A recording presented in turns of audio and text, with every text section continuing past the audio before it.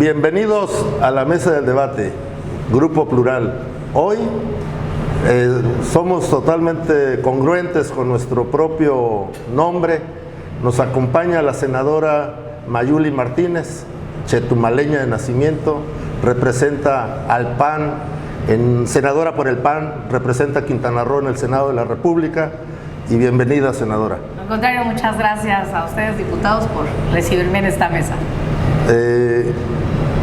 Traemos nosotros ahí temas de carácter nacional donde ustedes han participado activamente. Recientemente en el Senado de la República se discutió un tema muy álgido para la nación y para la sociedad en general, lo que fue el INAI. ¿Cuál es su postura con respecto al INAI? No, pues mira, creo que fue claro para en el país la postura que al menos tanto los senadores del PAN y del bloque opositor en el Senado, que le integran el PRD, el Grupo Plural, el PRI, por supuesto también, y bueno, finalmente lo que se pudo ver y la postura de nosotros es que estamos a favor de las instituciones que han ayudado y han contribuido a la democracia de este país. Creo muy importante que desde la transparencia, así como nos tocó el tema del INE, ¿no? El tema de este plan B que se aprobó, que por cierto ya está en la Corte y se está por discutirse, es que creo firmemente que las instituciones han venido contribuyendo a la democracia de México a lo largo de muchos años, ¿ah? No es de que vamos a crear tal instituto y lo vamos a ver en el siguiente año, sino que se va a ir mejorando las condiciones, y creo absolutamente que el Instituto Nacional de Transparencia ha contribuido a este país. Bueno, precisamente hemos visto grandes situaciones terribles en el país, como el caso Odebrecht, como la Casa Blanca, la estafa maestra, y que los medios de comunicación pues ha sido una herramienta inclusive de su trabajo de investigación periodística. Por eso, para todos los ciudadanos, como lo dije desde la tribuna del Senado, es un instrumento ciudadano que no debemos, en este caso, desmantelar, sino que por eso nuestra postura fue firme de mantener el INAI con vida. Muy bien, hoy nos acompaña también en la mesa plural el diputado Hugo Alday y el diputado Brahms. Un gusto de que solo nos faltó Julián, creo que anda muy ocupado. Pero bueno, Hugo, ¿qué opinas con respecto a la postura en el Senado del paquete que se envió y del INAI?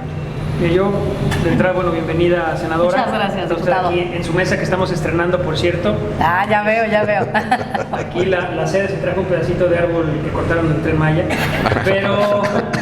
Pero es importante, desde mi punto de vista, abordar también el tema de los académicos. Hay muchos académicos. Hace unos meses se publicó un libro que se llama Transparencia y Combate a la Corrupción, las lecciones de Santiago Nieto, donde participa una gran cantidad de autores, entre ellos el ex presidente del Instituto Nacional Electoral, también participa con una parte, Ricardo Monreal también participa con una parte. Vaya, son varios coautores en este libro, y todos ellos coinciden que al momento que se crea tanto este grupo de transparencia y combate a la corrupción, los dos grandes frentes, digamos, el SNT y el SNA, estos dos, Sistema Nacional de Transparencia y Sistema Nacional Anticorrupción, bueno, en su origen empiezan a generarse los espacios para cúpulas.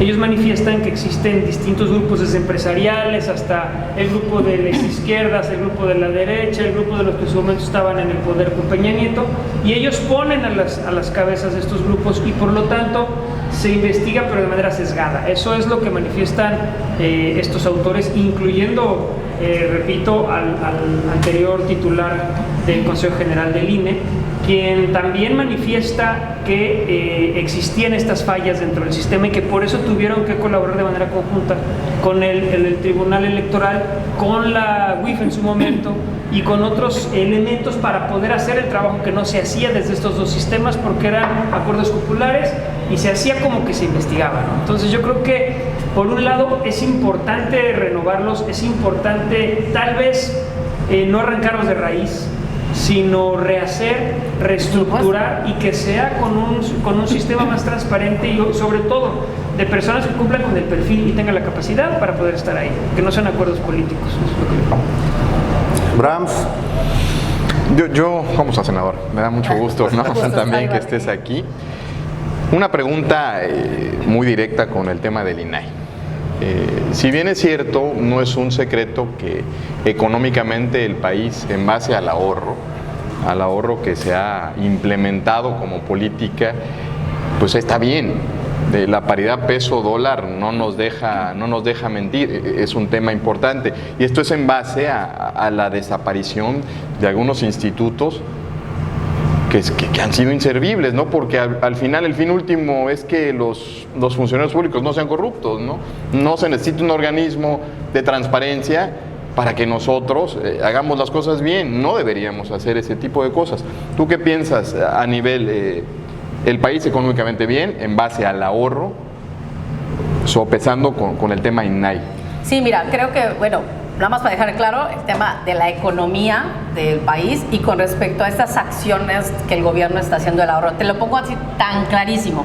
En el Senado de la República, desde que entramos, hicimos corte y dijimos, van 1.500 millones de pesos que antes recibía adicionalmente el Senado y que estos ya están a disposición. Es decir, hubo una reducción del presupuesto del Senado de la República de 1.500 millones de pesos desde que inició la legislatura, en la cual me honro por estar ahí. Y eso finalmente, claro que lo que buscamos, como bien dijo el diputado Lai, coincido de que decir, a ver, no es, las instituciones creo que hay que irlas mejorando y sobre todo las condiciones, ya han ido cambiando las reglas de operación, inclusive hasta de nombramientos y de designación. A ver, pero definitivamente no es solamente ni el Ejecutivo lo hace o el legislador, es una combinación que al final del día a ustedes como legisladores locales les toca, como a mí me tocó igual siendo diputada local, que es una estructuración de nombramientos que entre la propuesta en que se abren convocatorias abiertas ahora sí,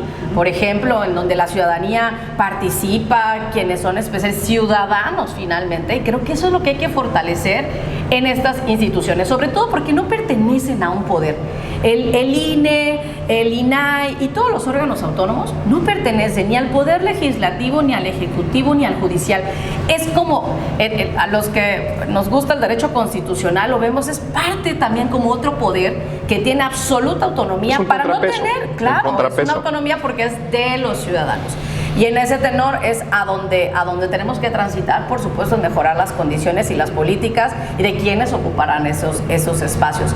Y por supuesto, como bien comentas, el tema económico, hoy sí se tiene que hacer reducción del gasto, se tiene que hacer, como decimos todos, apretar el cinturón y ver en dónde hay el flujo y en dónde no, y cómo redistribuir precisamente para mejorar las condiciones de las políticas públicas.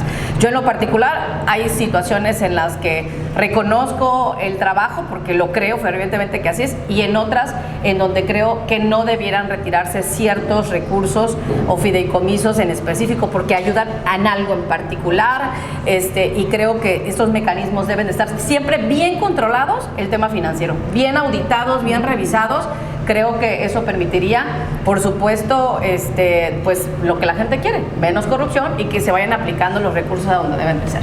Otro tema interesante es de estas reformas que se presentaron en el Senado, hubo algunas que sí impugnó la oposición y otras que no, de esas cuales considera usted, senadora, que fueron las más viables y que son, pues, no impugnables. Pues mira, todavía, diputado, estamos apenas por impugnar. Tenemos los plazos legales, nos dan 30 días para poder impugnar. Estamos en ese análisis, porque muchas de estas, si ustedes se pueden dar cuenta, sesionaron sin la oposición, sin todo el Senado, se fueron a Jicotencal, a otra sede del Senado de la República, porque precisamente no hubo la posibilidad de un diálogo, y si lo hubo nos engañaron, nos mintieron, en el que se iba a someter a votación el tema de un comisionado. Sí se sometió a votación, pero no tuvimos los votos de la oposición. Entonces, finalmente dices, bueno, nos dicen, el comentario fue que quedamos en que se iba a votar, pero no quiere decir que eso a favor. Digo, oye, pues estamos en política y en acuerdos de nivel en el cual pues tenemos que, si nos estamos hablando de frente y sobre todo en una mesa de acuerdos, pues esos deben de honrarse, porque la palabra en política es lo único que se cuenta. Finalmente estamos en el análisis diagnóstico porque sí vimos ciertas inconsistencias en el procedimiento como tal, es decir, no había quórum en algunas votaciones y hubieron muchísimos temas que obviamente de todas estas 20, hay algunas como por ejemplo la 3 de 3 contra violentadores, agresores sexuales, que por cierto les va a caer a ustedes aquí en el Congreso local, esperemos que la aprueben a prontitud porque necesitamos que se aplique para el siguiente proceso electoral, que tendría que ser ahora en mayo, así que por favor diputados ayúdenos a que esta salga bien porque en el Senado hubo mucha presión y hubo otras que evidentemente claro que vamos a impugnar. Estamos en ese diagnóstico legislativo y sobre todo jurídico, en diputado, de ver cuáles son las que vamos a irnos a las acciones de inconstitucionalidad, pero aproximadamente serían como 12, es lo que hemos analizado hasta el momento. Bloque de contención. Por ahí había escuchado yo que una de las que tiene más materia para su impugnación es la ley minera, incluso reduciendo, más bien aumentando plazos de concesión, etcétera, sobre el derecho a la explotación de las minas, ¿no? Hugo, ¿tú cuál es la lectura que tienes de este paquete? Mira, yo coincido en algo con la senadora en cuanto a la forma. ¿Por qué? Porque si nos vamos al origen constitucional y nos vamos a la Corte por la forma, por la mera forma las van a tumbar. Proceso legislativo. Todas las van a tumbar porque procesalmente no cumplen con los requisitos y si no había quórum, pues no puedes aprobar, ¿no?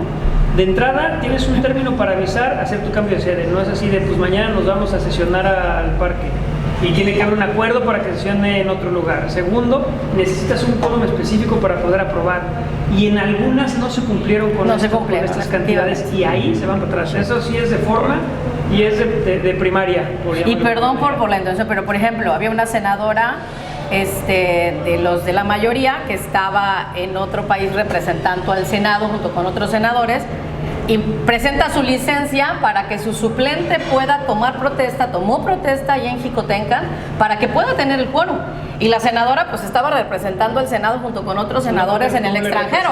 Entonces, digo, son estas cosas que de forma, al final del día, harán que se caigan varios temas. Constitucionalidad. Pero creo que el proceso sí estuvo bien establecido, ¿no? Fue estratégico a lo mejor, pero se decretó un receso. No fue una sesión nueva como tal, se decreta un receso y en ese receso se cambia la sede con el quórum de 65 senadores, ¿no? Que es el que debía tener debe tener 65. Por eso creo que sí fue una sesión válida, porque no fueron dos sesiones, inició, se llamó a un receso, si estoy bien. Es que en el Inter en Jicotenca no estaban todos los senadores, no habían, de hecho las versiones estenográficas ahí están, habían 63 votos, en otra minuta si había quórum. El tema es el quórum, no tanto la ilegalidad. Fue muy particular en algunos puntos y ahí es donde creemos se va a caer precisamente por no llevar un proceso legislativo adecuado porque no había quórum para poder hacerlo. Indudablemente la oposición PRI, PAN y otros están sufriendo lo que padecimos nosotros durante muchísimas décadas, ¿no? Los mayoriteos, pero sin embargo es parte de los procesos legislativos y es parte de la política real, ¿no? Aquí hay un tema muy álgido, de mucha polémica, controversial actualmente, que es el tema de Aguacán. ¿Cuál es la postura del PAN con respecto a Aguacán, aquí en el estado de Quintana Roo, en la zona norte, donde hubo una consulta que es vinculante en 3 de los municipios donde da el servicio a Aguacán? Nos gustaría conocer cuál es la postura, senadora, del PAN con respecto a este tema.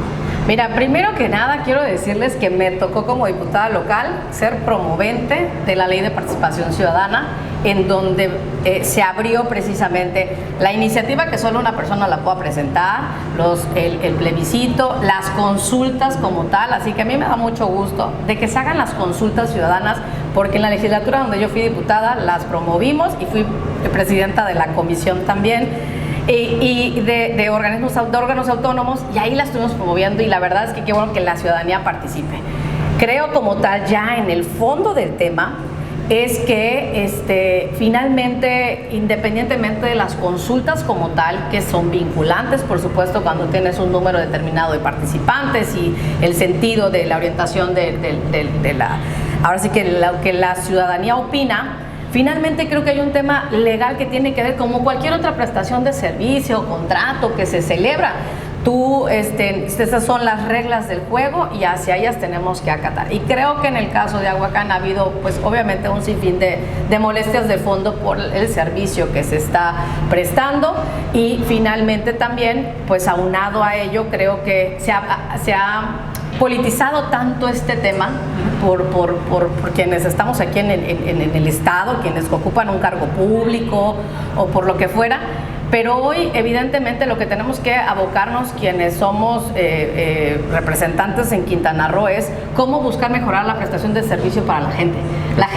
La ciudadanía dice, oye, que estas partes jurídicas o políticas a veces como que la quieren dejar a un lado. Lo que dicen, oye, yo quiero un buen servicio. El usuario final. Exactamente. Y creo que hacia ello debemos encaminar, hacia ello debemos de hacerlo.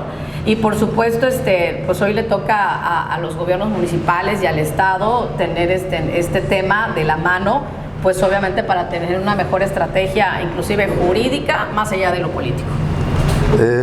Aquí vemos que hay dos municipios que son gobernados por el PAN en su momento y la Mujeres Solidaridad, donde se presta el servicio de Aguacán. Por eso era la pregunta precisa, ¿no? Yo creo que las consultas pues son, y más cuando son vinculantes, son para ejecutarse, ¿no? Claro. El mandato popular. Hugo, con respecto a este tema, ¿tú cómo ves el panorama y la postura del PAN? Es una postura donde dice mejoremos el servicio y ¿qué es lo más importante? Yo creo que en particular en Isla Mujeres y en Solidaridad creo que hay dos posturas distintas, ¿no? La que se vio recientemente en Isla Mujeres me parece una postura de tomar el tema jurídico al 100%, dejar de capotearlo políticamente y jurídicamente decir, decidimos como cabildo y vamos a iniciar un procedimiento, que eso me parece que es la vía. El tema de solidaridad, creo que ahí es donde debería ser más sencillo, que no es vinculante en ese municipio, es donde es más sencillo. ¿Por qué? Porque todavía no era municipio cuando se le amplió la concesión, y lo comentamos hace unos programas. Si amplías una concesión que no tienes como municipio y que además tu bando de gobierno y policía lo prohíbe, pues es nula. Entonces creo que es mucho más sencillo en ese municipio que en los demás. Brahms. Pues, senadora, pregunta muy personal. ¿Qué viene para Mayuli? ¿Qué planes tiene Mayuli y su agenda para lo que queda del sexenio? Pues mira, creo que es un tema bien importante el seguir manteniendo el trabajo hacia Quintana Roo. Yo he tenido una agenda muy de la mano con muchos otros temas como estos del INAE, el INE y otros que finalmente recaen en el Senado, pero sí agenda en particular hacia el estado de Quintana Roo la he llevado durante bastante tiempo, sobre todo por el tema de turismo, es uno de los más importantes. Creo que evidentemente es una actividad económica muy importante para todo México y evidentemente en Quintana Roo. Soy integrante de la Comisión de Turismo, presido la Comisión de Turismo en el PAN para hacer la Agenda 2024.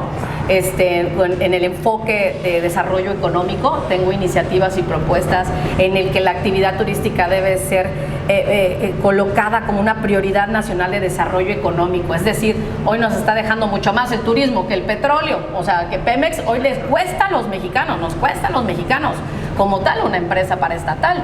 Y una actividad como esta, pues evidentemente es muy generosa y bueno, nosotros a la vista lo tenemos en Quintana Roo.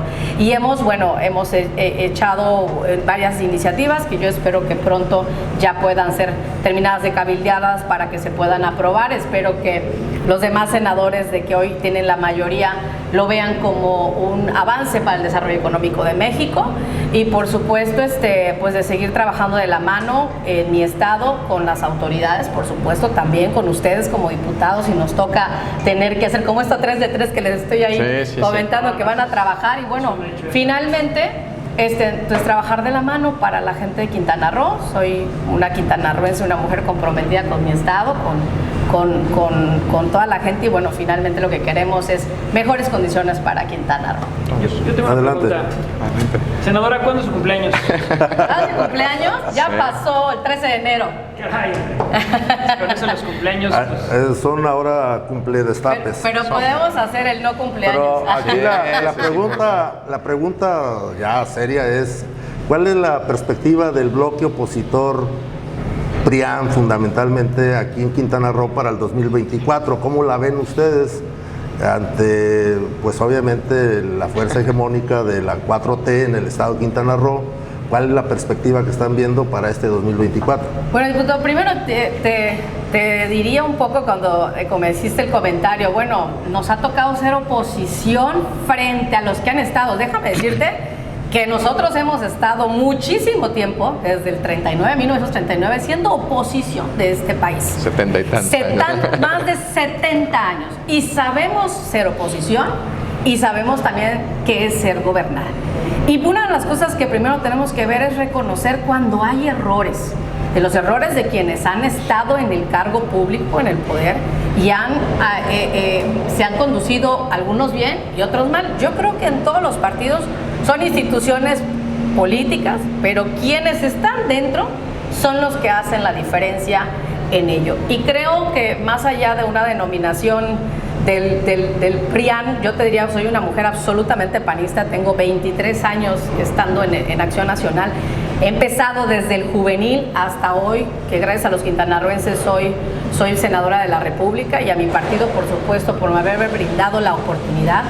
Y sí creo que finalmente hay alianzas, acuerdos, si no, pues digo, la verdad es que lo hemos visto a lo largo de los últimos 25 años, las diferentes alianzas que se han entablado, ¿no? Entre diferentes partidos políticos, inclusive hasta antagónicos.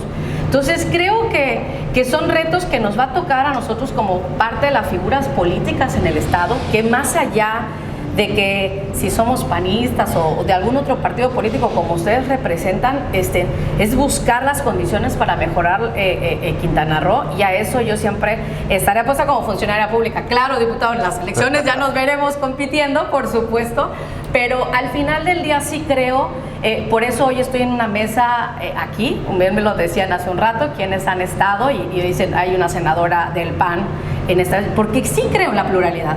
Creo absolutamente que ningún partido debe de tener el gobierno absoluto. A nadie le conviene en este país, a nadie le conviene en Quintana Roo, en México y en Quintana Roo, que un solo partido político sea el absoluto, sino que creo en las pluralidades y evidentemente en esta construcción de una política de altura en Quintana Roo y en México.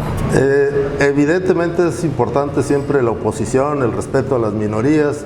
En el Congreso del Estado nosotros tenemos una compañera legisladora que pertenece al PAN, que ha dado muy buenas posturas de sustancia, donde se debate con ella, pero creo que de manera muy leal, ¿no? El tema de las propuestas, aunque sean antagónicas, pero bueno, es parte de la pluralidad, en el caso de nosotros, legislativa, y finalmente pues sale el proyecto que es más apoyado, ¿no? Pero ahí me gustaría conocer la opinión de los compañeros que visualizan del proceso electoral del 2024, los escenarios, los distintos escenarios que se pudieran dar para el 2024 con un bloque opositor, con gente como la senadora, como nuestra diputada local Cintia, no sé si esté bien representado el panismo en el actual comité estatal que preside Reina. Pero bueno, ahí el buen Hugo puede tener su opinión. Pues bueno, yo creo que sí, tenemos buenas candidatas opositoras, las dos las has mencionado, tanto a la senadora como a Cintia. Cintia a mí me parece una persona muy estudiada, una persona muy centrada, muy congruente. Hemos coincidido en muchos temas en el Congreso, los dos nos vestimos de gatopardistas también en alguna ocasión, y en muchos temas hemos estado totalmente en contra, pero creo que es una persona que tiene mucha capacidad, y pues ahí va a estar interesante la selección para el sur por parte de Acción Nacional. Por lo que se refiere a la dirigencia, yo creo que cualquier partido siempre tiene, después de una elección democrática interna, que reacomodarse, más cuando venimos de una elección en donde tiene solamente, después de haber sido de gobernar el Estado, ahorita tiene solo 2 municipios.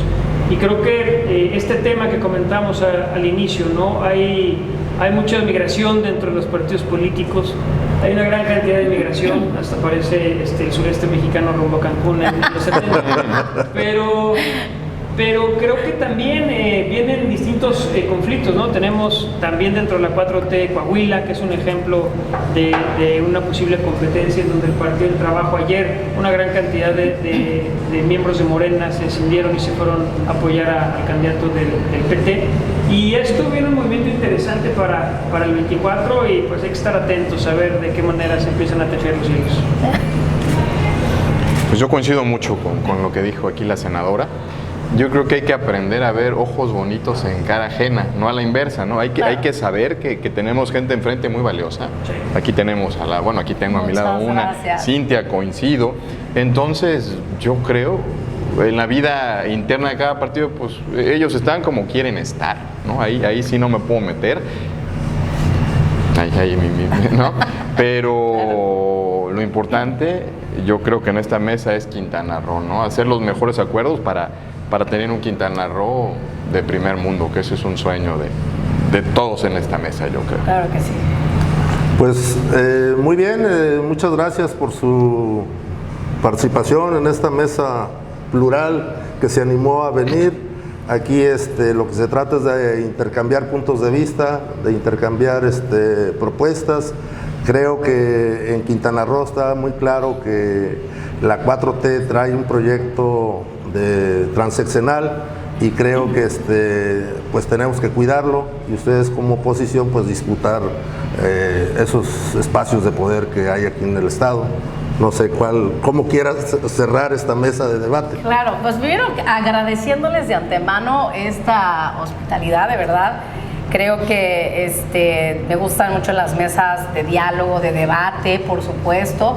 Estas, al final del día no son mesas personales, son mesas de opinión y de diálogo y de construcción y de ver hacia dónde vamos. Si bien es cierto, hoy Morena y algunos de sus partidos políticos aliados están gobernando en el estado de Quintana Roo en la mayoría de municipios o el Congreso local, lo tienen. Evidentemente tenemos a una gran diputada local como la licenciada Cintia Millán, que nos conocemos hace muchos años, hemos colaborado juntos dentro del partido. Entonces eso les da todavía aún mayor responsabilidad a quienes están al frente tomando las decisiones por el Estado. Es decir, aquellos partidos políticos que hoy tienen la mayoría en los congresos, en los ayuntamientos, y que no hay que dejar de ver ni socavar a las minorías. Yo recuerdo muy bien cuando inicié en el PAN, estaba haciéndose por primera vez, iba la transición gubernamental en el gobierno federal, o sea, cuando acaba el PRI y viene el PAN, y así otra vez un sexenio con el PAN y luego con el PRI con Peña Nieto y hoy con el presidente López Obrador con Morena. Finalmente, lo que quiero decir con ello es que no podemos patear la cubeta de lo que ya nos ha dado esas transiciones, ya han sido las minorías, por supuesto, y la pluralidad.